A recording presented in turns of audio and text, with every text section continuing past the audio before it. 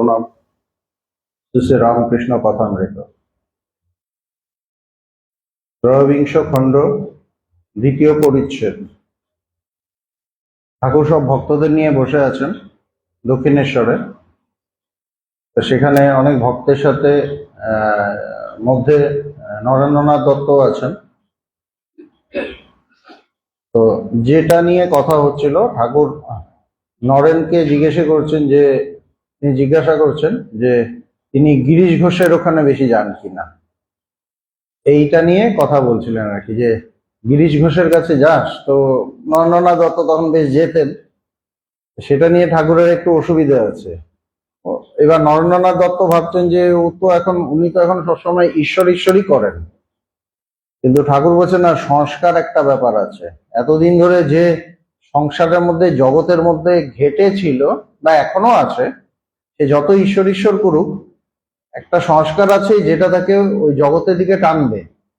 সুতরাং ওইখানে গিয়ে যদি তুই পড়িস, তুইও ওটার মধ্যে পড়তে পারিস। ডাইরেক্ট বলছেন না, মানে ইনিয়ে বিনিয়ে বোঝাচ্ছেন আর কি। ডিরেক্ট একদম ইনস্ট্রাকশন দেওয়ার মতো কিছু বলছেন না, না যাবি না, বা মাসে একদিন যাবি, এর বেশি না, এরকম কিছু বলছেন না, কিন্তু বোঝানোর চেষ্টা করছেন। কারণ নরেন্দ্রনাথ দত্ত তখন ইয়ং ছেলে, তাকে তার নিজস্ব বুদ্ধি আছে। তো ঠাকুর তাকে, তার বুদ্ধিটাকে আরো পরিষ্কার করার চেষ্টা করছেন, বৈদান্তিক বুদ্ধি করার চেষ্টা করছেন, যে তোমার এখন যে অবস্থা, সেখানে তুমি কাদের সাথে মিশতে পারো, কাদের সাথে কম মেশা ভালো, একটু অ্যাভয়েড করা ভালো। এটা সবার ক্ষেত্রেই প্রযোজ্য। যখন আমরা আধ্যাত্মিকভাবে এগোই, তখন আমাকে বুঝতে হবে আমি কোথায় মিশবো, কোথায় মিশবো না, বা একটু অ্যাভয়েড করবো, না হলে বিপদ হতে পারে। কারণ এমন কারোর সাথে মিশলাম, সে আমাকে আস্তে আস্তে জগতের দিকে টানতে টানতে নিয়ে চলে গেল, আমি টেরও পেলাম না, বা টের পেলেও তখন দেখলাম যে আর বেশি কিছু করার নেই। এটা আমাকে বুঝে নিতে হবে। তো ঠাকুর ওটাই বলছিলেন যে সব কলাইয়ের ডালের খদ্দের, শুদ্ধ আধার না হলে ঈশ্বরের শুদ্ধ ভক্তি হয় না, এক লক্ষ হয় না, নানা দিকে মন থাকে। সব কলাইয়ের ডালের খদ্দের মানে সংসারে, সব সংসার নিয়ে মেতে আছে। শুদ্ধ আধার না হলে ঈশ্বরের শুদ্ধ ভক্তি হয় না। আচ্ছা, আধার যদি শুদ্ধ না হয়, তাহলে ঈশ্বরের প্রতি সেই ভক্তিটা আসবে না। শুদ্ধ ভক্তি কাকে বলে? যে ভক্তি শুধু ঈশ্বরকেই চায়, যে ভক্তি ঈশ্বরকেই চায় তাকে বলে শুদ্ধ ভক্তি।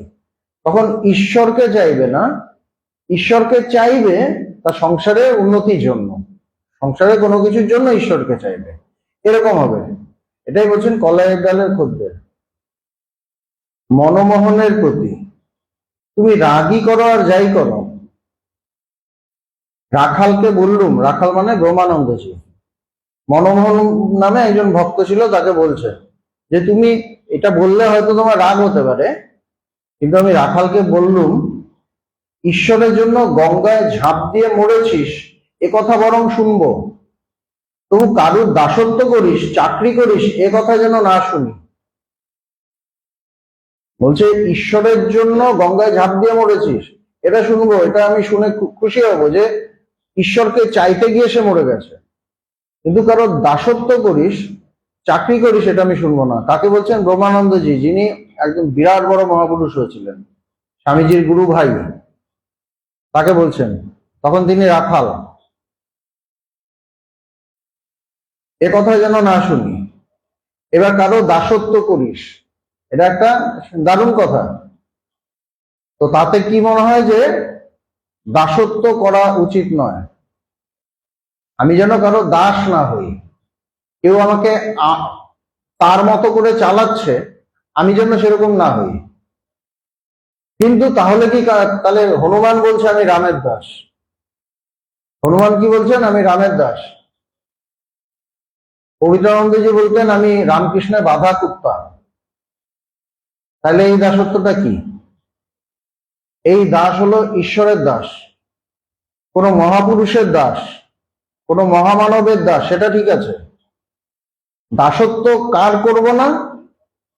না, সংসারী যারা আমাকে সংসারের দিকে টেনে নেবে, যারা আমাকে জগৎটাকে সত্য বলে দেখাবে, তার দাসত্ব করব না। কিন্তু কোন মহাপুরুষ যদি আমাকে ঈশ্বর সত্য বলে দেখান, তার দাসত্ব করব না। তার দাসত্ব করলে আমার তার পায়ের মানে আমার মাথা যদি তার পায়ের নিচে পড়ে থাকে আমি মুক্ত হয়ে যাবো, আমি মানে ওইটাই আমার ঠিক ঠিক স্বাধীনতা। হনুমান বলছেন কি আমি রামের দাস, কিন্তু হনুমানের মতো স্বাধীন কে ছিল? স্বামীজি বলছেন আমি তার জনমে জনমে তোমার দাস। স্বামীজি বলছেন জনমে জনমে জনমে আমি তোমার দাস, মানে ঠাকুরের দাস। স্বামীজির মতো স্বাধীনতা কে দিয়েছে? স্বাধীনতার কথা, স্বাধীনত্ব কাকে বলে, স্বাধীনতা কাকে বলে, এটা স্বামীজি ছাড়া স্বামীজির মতো কে শুনিয়েছে? সুতরাং এই দাস কথাটা বড় সাংঘাতিক কথা। দাস কথা নিয়ে আবার আমাদের একটা অহংকার হয়, আমি কারো দাস হব না। এটা একটা হতে পারে যে দারুণ কথা, আমি কারো দাস হব না। হতে গিয়ে দেখলাম আমি নামযশের দাস হয়ে গেলাম, টাকা পয়সার দাস হয়ে গেলাম, প্রতিষ্ঠার দাস হয়ে গেলাম, আমাকে কেউ প্রশংসা করছে তার দাস হয়ে গেলাম। আমরা হয়ে যাই। কেন পবিত্রানন্দজির একটা কথা আছে যে ঈশ্বরের দাস হইতে গিয়া আমরা ঈশ্বরকে দাস বানায় ফেলি, আর আর কি তার সাথে আমি টাকা পয়সা নাম যশে দাস হইয়া পড়ি। আমি দাস হতে গিয়েছিলাম ঈশ্বরের। ঈশ্বরের দাস কেন হব? মুক্ত হওয়ার জন্য। মহাপুরুষের দাস কেন হব? মুক্ত হওয়ার জন্য। কিন্তু হতে গিয়ে আমি নাম যশের দাস হয়ে পড়লাম। যেখানে আমাকে একটু সুন্দর করে নাম নাম আমাকে একটু প্রশংসা করে আমি ফুলে যাই, তার মানে কি আমি নাম যশের দাস। বোঝা যাচ্ছে কথাগুলো? সুতরাং এই দাস কথাটা বড় ডেঞ্জারাস কথা। ঠাকুর কি বলছেন যে ঈশ্বরের জন্য গঙ্গায় ঝাঁপ দিয়ে মরেছিস এ কথা বরং শুনবো, তবু কারোর দাসত্ব করিস, চাকরি করিস এ কথা যেন না শুনি। চাকরি করিস মানে কোনো জাগতিক লোকের চাকরি, সেটা যেন না শুনি। এবং ব্রহ্মানন্দজি তার কথা শুনেছিলেন এবং সেই জন্য তিনি ব্রহ্মানন্দজি, অত বড় একজন মহাপুরুষ। নেপালের একটি মেয়ে এসেছিল, তো ঠাকুরের কাছে তো অনেক মানুষ আসছে, অনেক ভক্ত টাক্ত আসতো, তো নেপালের একজন এসেছে, বেশ এসরাজ বাজিয়ে গান করলেন, হরিনাম গান। কেউ জিজ্ঞাসা করলে তোমার বিবাহ হয়েছে? জিজ্ঞেস করেছে তোমার বিয়ে হয়েছে? তা বললে আবার কার দাসী হব, এক ভগবানের দাসী আমি। সুন্দর কথা। আবার কার দাসী হব, এক ভগবানের দাসী আমি। আমি যদি ভগবানের দাস হই বা দাসী হই তাইলে জগতের দাস হব না। ঠিক ঠিক ভাবে যদি আমি তার দাস হই তাহলে আমি অন্য কিছুর দাস হব না, নাম যশেরও দাস হব না, পয়সারও দাস হব না, সুবিধারও দাস হব না। আমরা সুবিধারও দাস হই, যেখানে সুবিধা ওখানে টুক করে ভিড়ে গেলাম, ওখানে সুবিধা এবার ওখানে গেলাম, এবার তখন এখানে পাত্তা দিলাম না, আবার এখানে দেখলাম না ওই জায়গাটায় সুবিধা, আবার ওখানে চলে গেলাম। এরকম হয়তো আমাদের যখন যেখানে সুবিধা সেখানে চলে যাচ্ছি, আমি সুবিধার দাস। তো দাস ব্যাপারটা বড় সাংঘাতিক জিনিস। আধ্যাত্মিকতা বোঝাটা খুব কঠিন। মন গড়া কিছু ধারণা করে নিলাম আর ভাবলাম আমি আধ্যাত্মিকতা বিরাট বুঝি, সেটা কিন্তু না। আমি কিছু একটা ধারণা করে নিলাম আর ভাবলাম যে খুব আধ্যাত্মিকতা বুঝে গেছি, সেটা কিন্তু না। সেই জন্য ভালো করে কথাগুলো ভাবতে হয় যে কথাটার মানেটা কি। আমরা ভগবানকে লিখে দিয়েছিলাম, আমার মনে আছে একবার ভগবান তখন মানে পেড়ে ঝাড় খাচ্ছি, মেনলি আমরা 6 জন, এই 6 জনই খেতাম আর কি, যত বর্ষণ হতো আমাদের ঘাড়ের ওপর মাথার ওপর। তো একবার লেক গার্ডেন্সে এসছেন ভগবান, তখন আমরা ইয়েতে থাকি, তখন আমরা বাড়ি খুঁজছি, এই আশ্রম হয়নি তখনও, আমরা তখন বিজয়গড়ে থাকি, ওখান থেকে বাড়ি টাড়ি খুঁজছি, কবে হবে জানিও না। একটা ভয়ঙ্কর অবস্থা চলছে, আশ্রম বানানোর একটা চেষ্টা চলছে, ভক্তরাও ছুটছে। তো এরকম আমরা 6 স্বামীজি তখন, যারা প্রথম সন্ন্যাস নিয়েছিল, আমরা 6 স্বামীজি তখন লেক গার্ডেন্সে, ভগবান এসেছেন। ভগবান ওখানে একটা বাড়ি ভাড়া করা হয়েছে, আকা নিয়োগী বলে, তার বাড়িতে ভগবান এসছে। আর মানে দিন রাত চলছে, AK-47। তো করতে করতে হঠাৎ একদিন ভগবান বলছে লিখে দে তোরা যে আমি তোমার জনমে জনমে তোমার দাস। তখন আমরা সবাই লিখেছি, ওরকম একটা ভাব তৈরি হয়েছে আর কি। ভগবানের ঝাড় মানে ক্লিয়ার করা। একটা জায়গায় জল যখন প্রচন্ড ফাস্ট এরকম ভাবে ইয়ে করা হয়, মানে ওই জায়গাটা ময়লাগুলোকে ক্লিয়ার করা হয়। এমনি তো জল ওরকম ভাবে ঢালবে না, ওই জায়গায় একটু ঝামেলা আছে, ময়লা আছে, ওটাকে ক্লিয়ার করা। তো ভগবানের ঝাড় হলো ভেতরের ময়লাগুলো ক্লিয়ার করা। ইগো স্যাটিসফাই এর জন্য ঝাড় দেন না কোনো মহাপুরুষ। তিনি তখনই ঝাড় দেন যে তার ভেতরে যদি কোনো কিছু জমে থাকে, যেটা ভালোভাবে উঠছে না, মিষ্টি কথায় উঠছে না, তখন তখন ওটা ওই অস্ত্র শেষে আর কি। যেমন একটা কাপড়ে একটু হালকা ময়লা লেগেছে, হ্যাঁ, একটা জায়গায় একটু সাবান লাগালাম, এমন করলাম, ময়লা চলে গেল, ঠিক আছে। কিন্তু কিছু কিছু জায়গায় একদম ডিপ গভীর ভাবে লেগে থাকে, তখন ওটাকে আছাড় মারতে হয়। আছাড় তখনই মারতে হয়।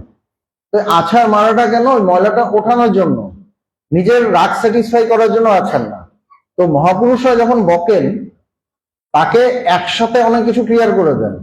তো ওই যে সময়টা গেছিল কয়েকদিন, সবাই যারা তখন অনেকে নতুন নতুন এসেছে, সবাই দেখছে যে ভগবানের ভয়ঙ্কর রূপ, আর এদিকে আমরা তো খাচ্ছি তেড়ে। তারপর যখন আসলটা হয়ে গেছে, ভগবান লিখে দে, তো আমরা সবাই লিখে দিয়েছিলাম, আমরা তোমার জনমে জনমে তোমার দাস, ছয়জন লিখে সাইন টাইন করে দিয়েছিলাম। সুতরাং এই দাস ব্যাপারটা বড় সাংঘাতিক। আমি কারো দাস হব না এটা বললাম, করতে গিয়ে দেখলাম ভগবানের দাস হলাম না, অন্য কারো দাস হয়ে গেলাম, যে টাকা পয়সা, মান যশ, হ্যাঁ, সুবিধা, এগুলো দাস হয়ে গেলাম, তাইলে খুব বিপদ। তো মেয়েটা বলছে যে, মেয়েটাকে জিজ্ঞেস করেছে তোমার বিবাহ হয়েছে, তা বললে আবার কার দাসী হব, এক ভগবানের দাসী আমি। সুতরাং যে ভগবানের দাস, সে জগতের প্রভু হয়ে যায়। হনুমান রামের দাস ছিলেন, এখন হনুমান ঠাকুর অবস্থায় মানে উত্তীর্ণ, তাকে পুজো করা হয়, তার মন্দির থাকে, হাজার জায়গায় তার মন্দির, তাকে মানুষ ঈশ্বর হিসেবে পুজো করে।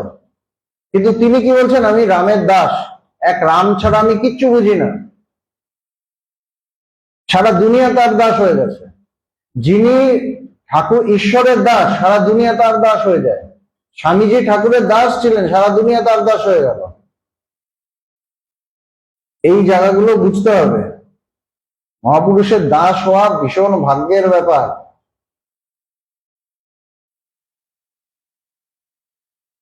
কামিনী কাঞ্চনের ভিতরে থেকে কি করে হবে? হচ্ছে সমস্ত জগতের একদম কামিনী কাঞ্চন, কামনা বাসনা এগুলো থাকে, টাকা পয়সার ব্যাপার থাকে, এগুলোর মধ্যে থেকে কিভাবে হবে? অনাসক্ত হওয়া বড় কঠিন, কেন সবসময় তো চোখের সামনে দেখছি, এর মধ্যে থেকে অনাসক্ত হওয়াটা কঠিন আছে, সহজ নয়। কঠিন মানে অসম্ভব না। এবার কারো মনে হলো আমাকে তো থাকতে হবে, যেমন ভগবানের কাছে বেশিরভাগ যারা আসে সবাই তো সংসারেই থাকে, গৃহস্থ। আমরা যখন ভগবানের কাছে গেছি, আমরা তো সংসারেই ছিলাম।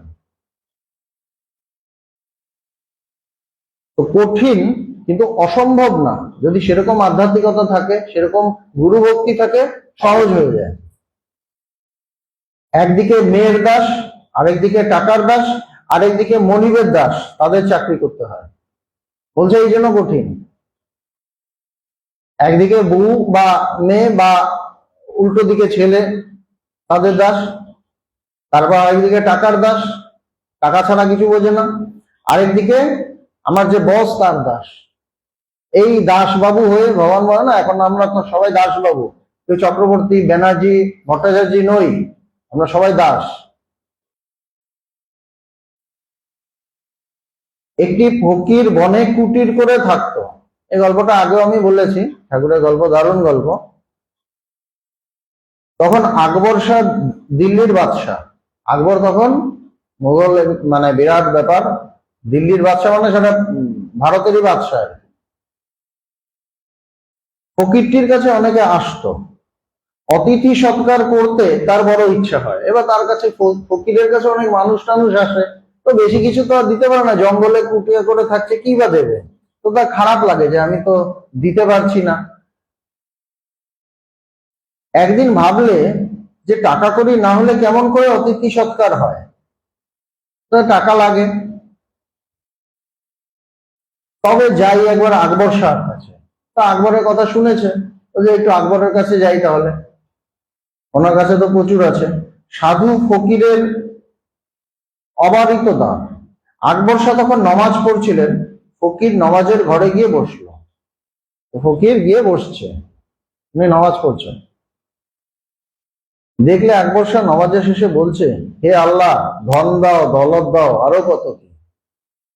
আল্লাহর কাছে ধন দৌলত এসব চাইছে।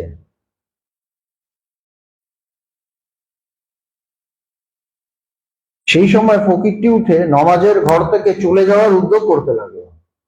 তো উঠে চলে যাচ্ছে। আকবর শাহ ইশারা করে বসতে বললেন। নামাজ শেষ হলে বাদশাহ জিজ্ঞাসা করলেন, আপনি এসে বললেন আবার চলে যাচ্ছেন, আপনি এসে বসলেন আবার চলে যাচ্ছেন।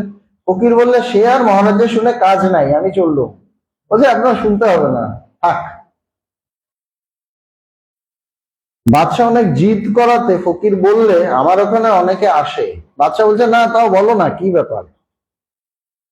আমি তো বাদশাহ, আমি হয়তো তোমার কোনো সমাধান করতে পারি সমস্যার। তো বলছে, আমার ওখানে অনেকে আসে, তাই কিছু টাকা প্রার্থনা করতে এসেছিলাম। আকবর বললে, তো তবে চলে যাচ্ছিলেন কেন? ফকির বললে, যখন দেখলুম তুমিও ধন দৌলতের ভিখারি, তখন মনে করলুম যে ভিখারির কাছে চেয়ে আর কি হবে, চাইতে হয়তো আল্লাহর কাছে চাইবো। কি সুন্দর কথা, চাইতে হয়তো আল্লাহর কাছে চাইবো। নরেন্দ্র নরেন্দ্রনাথকে তো ঠাকুর ওই কথাগুলো বলেছিলেন, গিরিশের কথা, ওটা তার পুরোটা হজম হয়নি আর কি। থাকে না, ভগবান আমাকে একটা কিছু বললেন, আমি দেখছি এটা তো কঠিন, আর ভেতরে গজগজ করছে, পুরোটা ঠিক ক্লিয়ার হচ্ছে না। নরেন্দ্র, গিরিশ ঘোষ এখন কেবল এই চিন্তাই করে। আবার আবার ওই টপিক, মানে আমি ওনার কাছে যাব, তুমি কিছু বলো না, মূল কথাটা হলো এটা, আমি যাব, তুমি কিছু বলো না আর কি। শ্রীরামকৃষ্ণ, সে খুব ভালো, তবে এত গালাগাল করে মুখ খারাপ করে কেন? বলছে, ভালো, ঠাকুর দেখছে যে ওর একটু লাগছে, সেজন্য আর বেশি কিছু বলছে না। বলছে, তবে এত গালি টালি দেয় কেন? ও মুখে গালাগালি লেগেই ছিল, থাকতো। সে অবস্থা আমার নয়। বাজ পড়লে ঘরের মোটা জিনিস তত নড়ে না, কিন্তু সারসি ঘটঘট করে। ক্লাসিক কথা। ঠাকুরের সামনে এসে যদি কাউকে গালাগালি করে, অন্যদের হয়তো লাগছে না, কিন্তু ঠাকুরের লাগছে, সাংঘাতিক কথা। বলছে, বাজ পড়লে বড় থাম টাম গুলোর কিছু হয় না, কিন্তু জানলার সারসিটা ঘটঘট করে। ঠাকুরের উদাহরণ কি অসাধারণ উদাহরণ, কেননা তার ভেতরটা সেন্সিটিভ হয়ে গেছে। তার সামনে এসে, তাদের সামনে এসে সাবধানে কথা বলতে হয়, যে কোনো মহাপুরুষের সামনে এসে। ঠাকুর, ভগবান, এরকম তাদের সামনে এসে খুব সাবধানে কথা বলতে হয়, জোরে চিৎকার করে কথা বলতে নেই, এবং আধ্যাত্মিক কথা বলতে হয়, জাগতিক কথা বলতে নেই, কারণ ভেতরটা বলছে, তাদের কাছে সেটা বাজ পড়ার মতো হয়, এবং তারা মানে ওই জায়গাটা ঝনঝন করে, তবে ভেতরটা কষ্ট হয়। দারুণ কি কথা, বাজ পড়লে মোটা জিনিস তত নড়ে না, কিন্তু সারসি ঘটঘট করে। আমার সে অবস্থা নয়, সত্যগুণের অবস্থায় হইচই সহ্য হয় না। হচ্ছে, যখন সত্যগুণের ব্যাপারটা আসে, তখন হইচই সহ্য হয় না, কষ্ট হয়। হৃদয় তাই চলে গেল, মা রাখলেন না। হৃদয় ঠাকুরের প্রচুর সঙ্গ করেছে, প্রচুর সেবা করেছে, তার যখন মহাভাব হচ্ছে, তখন হৃদয় কিন্তু তার পাশে সেবা করছে, সেই নানা কিছু করছে, কিন্তু বলছে মা রাখলেন না। শেষাশেষি বড় বাড়িয়েছিল, আমায় গালাগালি দিত, হাঁক ডাক করতো।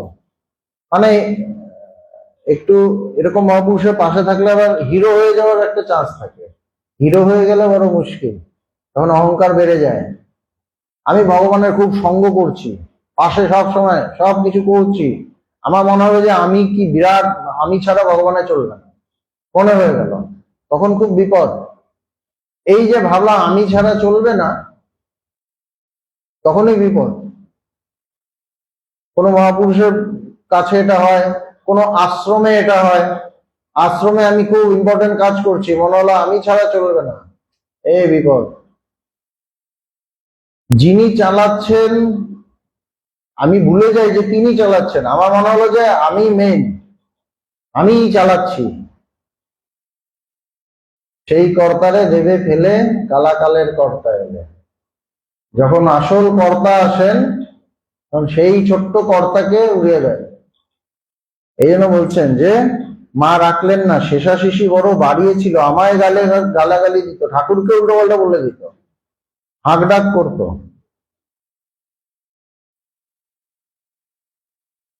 মানে গিরিশ ঘোষ যে চিৎকার চেঁচামেচি করেন, ঠাকুরের ভালো লাগতো না, কষ্ট হতো। একটা জায়গায়, একটা আধ্যাত্মিক জায়গায়, একটা সত্যগুণের জায়গায় এগুলো থেকে বাঁচতে হয়। এগুলো ভেতরে যদি থাকেও, আমার ভেতরে রজগুণ আছে, আমার ভেতরে চিৎকার চেঁচামেচি আছে, কিন্তু আমাকে ওই জায়গায় নিজেকে কন্ট্রোল করে রাখতে হবে, কিন্তু কন্ট্রোল হয় না। কারোর উপর যদি একটু বেশি তার উপর একটু দাম দেওয়া হয়, তখন তার মনে হতে থাকে যে আমি ছাড়া চলবে না, এবং তখন তার গলার ভয়েসটা চেঞ্জ হয়ে যায়। তখন একে এই বলে দিচ্ছে, তাকে ওই বলে দিচ্ছে। এরকম আমি বেদান্ত সোসাইটিতে বারবার দেখেছি। যেই এরকম কারোর একটা সিচুয়েশন হতো যে মানে বিরাট কিছু একটা, তারপর দেখতাম কিভাবে কিভাবে সে চলে যেত। এরকম বড় বড় রথী মহারথীরা কোথায় চলে গেছে, তলিয়ে গেছে। বেদান্ত সোসাইটির এটা ইতিহাস। ভগবানকে কিছু করতে হয়নি, বড় বড় রথী মহারথী। আমাদেরও মনে হতো বাবা খুব দারুণ, ওমা দেখি কোথায় তলিয়ে গেছে, নেই। ভাবতাম যে ও ছাড়া কিভাবে চলবে, ওমা দেখি অনেক মানুষ এসে জুটে গেল। এই জায়গাগুলো বড় সাংঘাতিক হয়। ঈশ্বরের জায়গা, তিনি চালাচ্ছেন, তিনি কর্তা। এখানে অকর্তা হয়ে কাজ করতে হয়। কর্ম থাকবে, কর্ম তিনি এলাও করেন, কর্তাগিরি এলাও করেন না। জাগতিক ক্ষেত্রে কি, জাগতিক ক্ষেত্রে কর্ম করতে গেলে কর্তা হতে হয়। আধ্যাত্মিক জায়গায় কর্ম থাকবে, নিরন্তর কর্ম থাকবে প্রতিদিন, কিন্তু কর্তাগিরি তিনি এলাও করবেন না, কর্তা তিনি একমাত্র। এইটা ভালো করে বুঝতে হয়।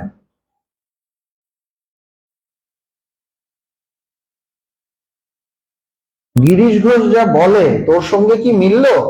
ঠাকুর আবার ওকে একটু ইয়ে করছেন আর কি, যে গিরিশ ঘোষ যে কথা টথা বলে তোর মনের সাথে কি মিললো, মানে তুই যে এত যাচ্ছিস তোর সাথে কি মিললো, এরকম আর কি।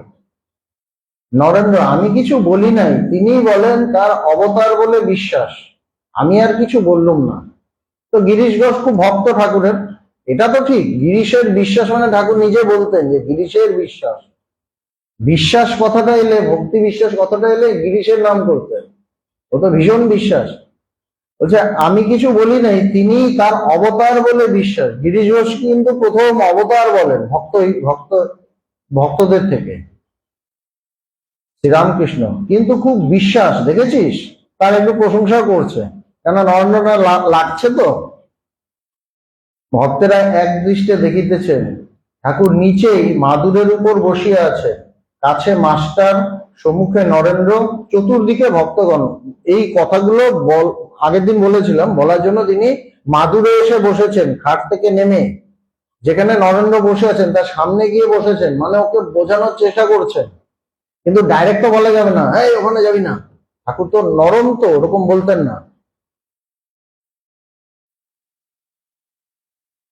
ঠাকুর একটু চুপ করিয়া নরেন্দ্রকে সস্নেহে দেখিতেছেন। আর নরেন্দ্র তখন খুব বাজে একটা অবস্থা চলছে, বাবা মারা গেছে, প্রচন্ড দারিদ্র অবস্থা, পয়সা কড়ি নেই, চাকরি বাকরি খুঁজতে হচ্ছে, এরকম একটা সময়। খারাপও লাগছে, ঠাকুরের তো তার প্রতি ভীষণ একটা মন ছিল। ঠাকুর একটু চুপ করিয়া নরেন্দ্রকে সস্নেহে দেখিতেছেন। এই যে কথাগুলো না, সস্নেহে দেখিতেছেন, এগুলো বুঝি, কেন ভগবানকে দেখেছি। ভগবানে যার উপর মন পড়তো তাকিয়ে আছেন, একটা অদ্ভুত দৃষ্টি দিয়ে তাকিয়ে আছেন। এই যে সস্নেহে দেখিতেছেন কথাটা, এমনি যারা এরকম পুরুষের সঙ্গ করেনি তারাই কথাটা বুঝবেই না, যে তারা যে ভালোবেসে তাকান, এই যে তাকানোটা এমনি মানুষ বললে লিখেছে আর কি সস্নেহে দেখিতেছেন, এটা তা নয়। এটার একটা মিনিং আছে যে সে যে ভালোবেসে তাকায়, ওই তাকানোটা অন্যরকম, অদ্ভুত একটা প্রেমের দৃষ্টি। তো হচ্ছে যে চুপচাপ তার দিকে তাকিয়ে আছে।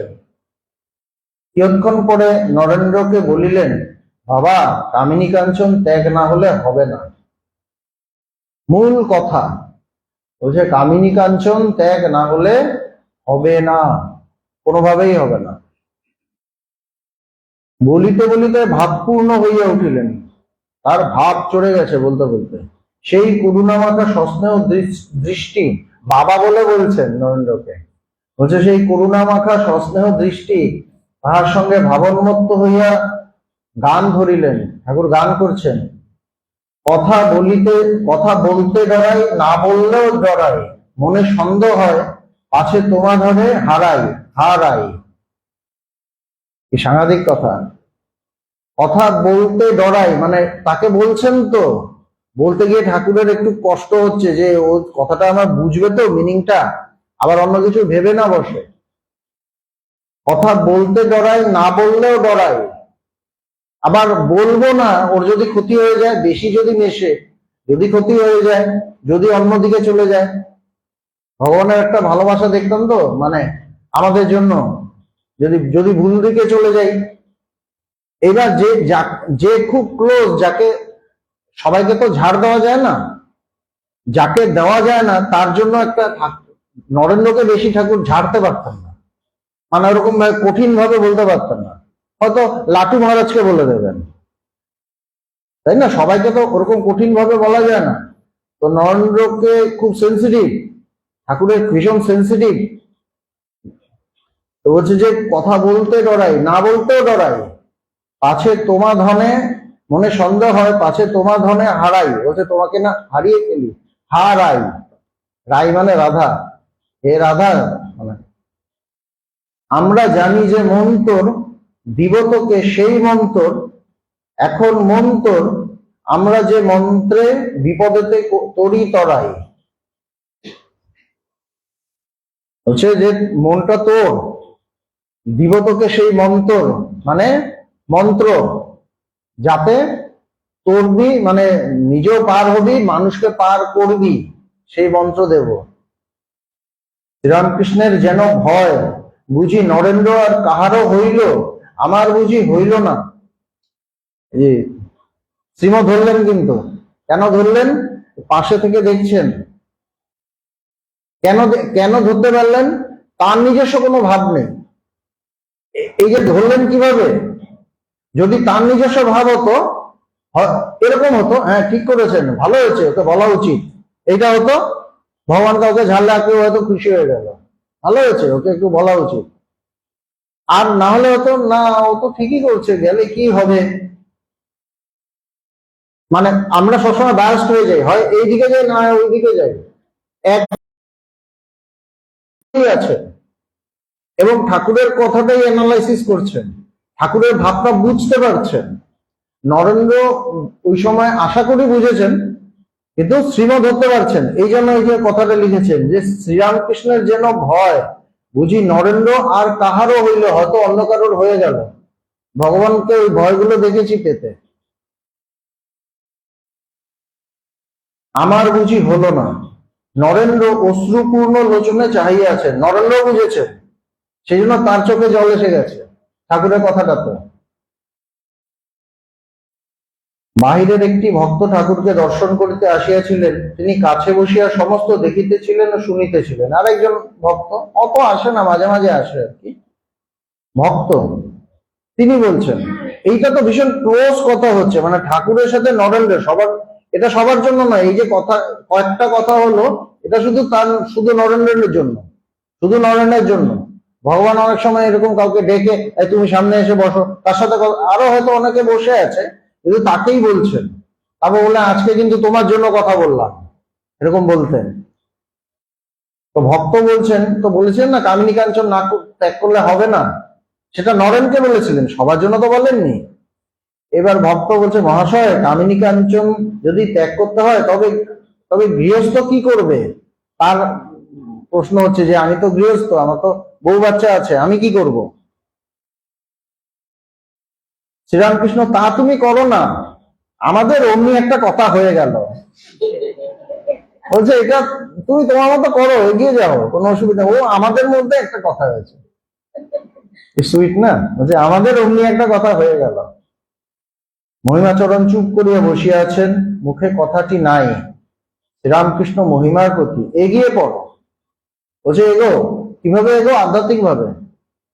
আরো আগে যাও, চন্দন কাঠ পাবে। আরো আগে যাও, রূপার খনি পাবে। বলছে যত এগোবে তত তুমি নতুন নতুন পাবে। অনন্তের রীতি করতে নেই, আধ্যাত্মিকতার শেষ নেই, অনুভবের শেষ নেই, গভীরতার শেষ নেই। বলছে চন্দন কাঠ পাবে, আরো এগিয়ে যাও, রূপার খনি পাবে। মানে চন্দন কাঠ থেকে রূপার খনি আরো বেশি দামি। আরো এগিয়ে যাও, সোনার খনি পাবে, আরো বেশি দামি। আরো এগিয়ে যাও, হিরে মানিক পাবে। এগিয়ে পড়ো, এগোতে হবে। এগিয়ে পড়ো মানে এক জায়গায় বসে থেকো না। আমরা এক জায়গায় বসে থাকি সংসার আঁকড়ে। সংসার আঁকড়ে তো সংসারে থাকতেই হবে, মন আঁকড়ে বসে থাকি, পূর্ণ সংস্কার আঁকড়ে বসে থাকি, এগোই না। এগোতেই ভয়, না আমার সব আছে সেট করা, চারদিক সেট করা, ওখানে গন্ডগোল হয়ে যাবে, সেটিং ডিস্টার্ব হয়ে যাবে। সেটিং ডিস্টার্ব করবো না। আমরা এগোই না, আমরা এগোতে চাই না। কেউ যদি ডিস্টার্ব হয়, আমার ছেলেটা আছে, ও যদি ডিস্টার্ব হয়ে যায়, মা তুমি কি করছো, এগোলাম না, আমি এখানেই থাকি, একটু যাবো, ব্যাস। এই এগিয়ে পড়ো কথাগুলো কিন্তু সাংঘাতিক কথা। এগোতে হবে তো, প্রতিদিন মনটাকে নিয়ে ঈশ্বরের দিকে, ব্রহ্মের দিকে নিয়ে যেতে হবে। আমরা নিতে চাই না, আমরা নিও না। মহিমা আজ্ঞা টেনে রাখে যে এগোতে দেয় না। কি সুন্দর কথা, সত্য সত্য বলছে, যে আমাকে এগোতে দেয় না, টেনে রাখে। রামকৃষ্ণ সহাস্যে, কেন লাগাম কাটো, তার নামের গুণে কাটো, কালী নামেতে কালপাশ কাটে। বলছে ঈশ্বরের নামে কাটো, টেনে রেখেছে যে এটা কেটে যাবে, তার নাম করতে করতে কেটে যাবে। সংসারের সাথে বন্ধন কাটতে হবে না, মনের সাথে, আসক্তির সাথে যে বন্ধনটা, ওইটা কাটবে, ওটা তার নামে কাটবে। নরেন্দ্র পিতৃবিয়োগের পর সংসারে বড় কষ্ট পাইতেছেন, খুব কষ্ট হচ্ছে তখন স্বামীজির। তাহার উপর অনেক তাল যাইতেছে। ঠাকুর মাঝে মাঝে নরেন্দ্রকে দেখিতেছেন, তার মনটা কিন্তু নরেনের উপরই পড়ে আছে। এক তো তার মানে তার আসল অস্ত্র, তার ভাব প্রচারের তো স্বামীজি মেন, এজন্য তার দিকে দেখছে। ঠাকুর বলিতেছেন, তুই কি চিকিৎসক হয়েছিস? শতমারি ভবেদ বৈদ্য, সহস্রমারি চিকিৎসক। বলছে চিকিৎসক মানে ডাক্তার। যারা বৈদ্যরা 100 জনকে মারে, 100 জনকে মারে, আর ডাক্তাররা 1000 জনকে মারে। হাসছে নাকি, মজা করে বলছেন, সকলের হাস্য। ঠাকুর কি বলিতেছে, নরেন্দ্রের এই বয়সে অনেক দেখাশোনা হইল, সুখ দুঃখের সঙ্গে অনেক পরিচয় হইল। নরেন্দ্র ঈষৎ হাসিয়া চুপ করিয়া রইলেন। নরেন্দ্র হাসছেন। তো মূল কথা হলো যে ঈশ্বরই সব, তিনিই কর্তা, আমার কাজ তার দাস হওয়া। আমার কাজ তার দাস হওয়া, গুরুর দাস হওয়া, মহাপুরুষের দাস হওয়া। তাতে আমি জগতের বন্ধন থেকে মুক্ত হতে পারবো, তারা মুক্ত করতে সাহায্য করবেন, এটাই মূল কথা। এবং যেন বিষয়ের, জাগতিক অন্য কিছুর, টাকা পয়সা, মান সম্মান, সুবিধাবাদী মন, এগুলো দাস না হয়ে পড়ি, নিজের মনের দাস না হয়ে পড়ি, নিজের কামনা বাসনা না হয়ে পড়ি, এইটা দেখতে হবে।